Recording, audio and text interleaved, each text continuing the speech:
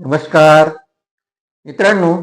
अन्न वस्त्र निवारा या गरजा पैशाने भागतात, परंतु वैचारिक मानसिक आणि भावनिक भूक जी आहे ती पैशाने पूर्ण होत नाही. त्यासाठी आपल्याला काहीतरी चांगलं ऐकलं पाहिजे, चांगलं वाचलं पाहिजे, चांगले संवाद साधले पाहिजे. आणि म्हणून चांगलं ऐकवण्यासाठी, चांगलं वाचनासाठी नाशिकची सार्वजनिक वाचनालय संस्था गेली अनेक वर्ष हे योगदान देत आहे. त्यांचा ग्रंथालय सप्ताह म्हणजे उत्तमोत्तम व्याख्यानांची मेजवानी.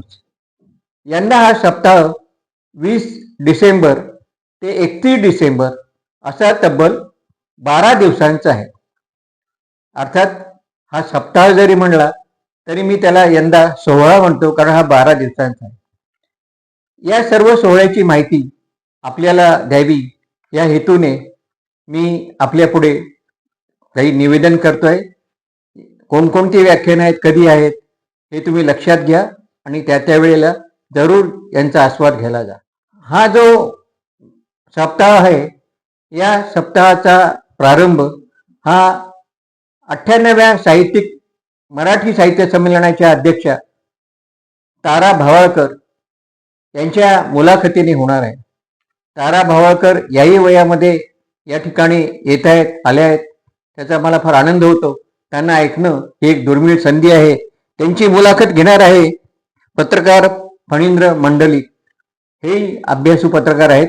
तेव्हा तारा भावाळकरांना ऐकायला आपण जरूर या ठिकाणी यायचं आहे.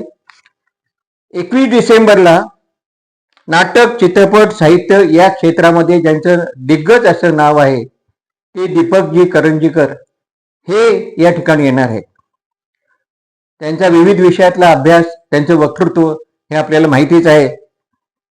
त्यांच्या व्याख्यानाचा विषय आहे अस्वस्थ शतकाचा वेध. या विषयावर त्यांना यंदा ऐकायला मिळणार आहे. 22 डिसेंबरला ज्येष्ठ चरित्रकार, रामायण महाभारताचे गाढे अभ्यासक डॉक्टर सच्चिदानंद शेवडे यांचं अपरिचित रामायण या विषयावरती छानपैकी व्याख्यान आहे. आपलं कुतूहल जागृत करणारं हे व्याख्यान आहे. 23 डिसेंबरला अभिनेते, वक्ते विघ्नेश जोशी, जे आपल्याला जुळून आल्या रेशीम गाठी, तुझ्या वाचून कर्मेना आणि विविध नाटकांमधून त्यांचा परिचय झालेला आहे, असे विघ्नेश जोशी या ठिकाणी येणार आहेत. आणि त्यांचा जो विषय आहे तो आहे मराठी असे आमुची मायबोली.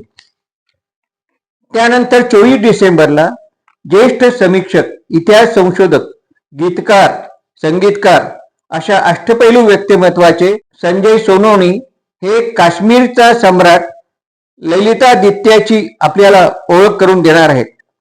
अगदी नवीन हा विषय आहे. 25 डिसेंबरला सामानाच्या वाचक सभासदांसाठी प्रश्नमंजुषेचा कार्यक्रम आहे. हा नेहमीच कार्यक्रम रंगतो आणि या कार्यक्रमामध्ये उपस्थितांपैकी कोणीही वाचक त्या ठिकाणी सहभागी होऊ शकतो आणि चांगल्यापैकी बक्षीसही मिळवू शकतो.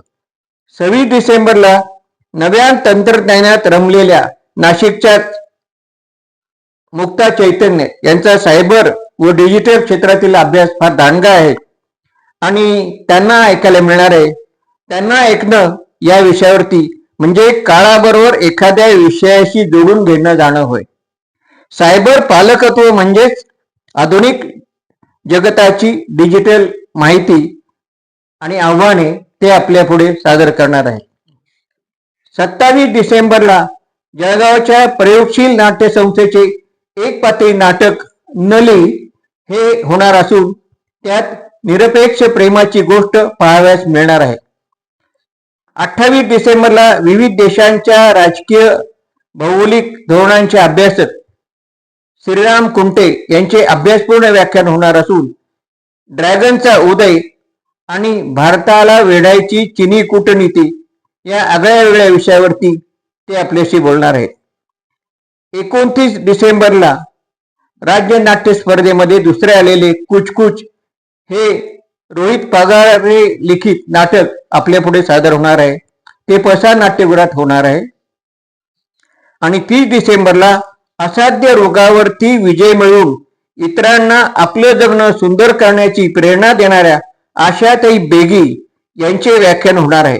विषय आहे जिथे आशा असते तिथे चमत्कार घडतात. आशाताईंनी लिहिलेल्या ब्युटी ऑफ लाईफ या पुस्तकाच्या 4 आवृत्त्या निघाल्या असून या पुस्तकाला 30च्या वर पुरस्कार मिळालेले आहेत. 31 डिसेंबरला म्हणजे वर्षाच्या अखेरीला या सोहळ्याचा समारोप होणार असून या सोहळ्याच्या समारोपासाठी चैत्रम पवार हे अतिशय सर्व परिचित असं नाव आहे ते येणार आहेत. वृक्षांवर आणि प्राण्यावर त्यांनी अतोनात प्रेम केलेलं आहे आणि वृक्ष आणि प्राणी यांच्या जगण्यासाठी यांना उत्तम आयुष्य मिळावं म्हणून त्यांनी केलेलं काम फार मोठं आहे आणि म्हणून ते या ठिकाणी येणार आहे. त्यांची मुलाखत त्याच विषयाचे अभ्यासक शरद शेळके हे घेणार आहे. तर अशा प्रकारे हा संपूर्ण 12 दिवसांचा सोहळा जरूर आपण समक्ष येऊन पहा. पुस्तकं कुठेही मिळतात मित्रांनो, परंतु चांगले चांगले वक्ते आपल्याला समक्ष पाहायला मिळणं, आपले आवडते लेखक आपल्याला भेटतात, त्यांच्याशी आपल्याला भेटता येणं ही फार दुर्मिळ गोष्ट आहे आणि म्हणून जरूर या व्याख्यानांचा आनंद घ्या. वाचनाचे अध्यक्ष प्राध्यापक दिलीप फडके, डॉक्टर वैद्य विक्रांत जाधव, डॉक्टर सुनील कुटे यांच्या नेतृत्वाखाली इतर कार्यकारिणी आणि ग्रंथपाल ग्रंथसेवक हे आपल्यासाठी हा महोत्सव परिश्रमपूर्वक संपन्न करणार आहेत. त्यांच्या आवाहनानुसार आपण जरूर या कार्यक्रमाला या.